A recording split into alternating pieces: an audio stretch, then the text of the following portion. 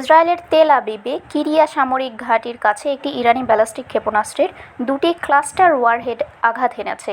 এই ঘাঁটি ইসরায়েলি সামরিক বাহিনীর সদর দপ্তর হিসেবে ব্যবহার করা হয়। শনিবার এই হামলায় ওই ঘাঁটির পাশের একটি পার্কিং লট এবং নিকটবর্তী একটি স্কুল ক্ষতিগ্রস্ত হয়েছে। এই ঘটনায় 50 বছর বয়সী এক ব্যক্তি সামান্য আহত হয়েছেন। এদিকে রামাত গানে ক্ষেপণাস্ত্রের ক্লাস্টার ওয়ারহেডের আঘাতে বেশ কয়েকটি গাড়ি ধ্বংস হয়ে গেছে। বিস্ফোরণে কয়েকটি অ্যাপার্টমেন্টও ক্ষতিগ্রস্ত হয়েছে। ইসরায়েলের জরুরি চিকিৎসা সেবা সংস্থা মাগেন ডেভিড অ্যাডম জানিয়েছে, ক্ষতিগ্রস্ত ভবনগুলোর ভেতরে বাসিন্দাদের আটকে পড়ে থাকার সম্ভাবনা রয়েছে। এদিকে ইরানের খুজেস্তান প্রদেশের ডেপুটি গভর্নর জানিয়েছে, মার্কিন ও ইসরায়েলি বাহিনী শহর বিশেষ পেট্রোকেমিক্যাল অঞ্চলে হামলা চালিয়েছে। ভ্যালিউল্লাহ হায়াতির তথ্য অনুযায়ী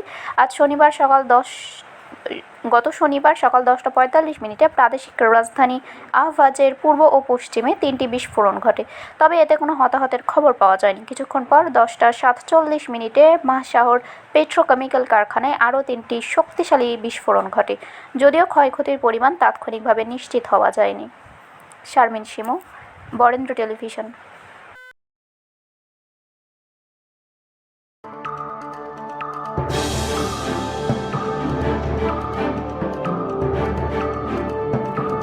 Audio Jungle.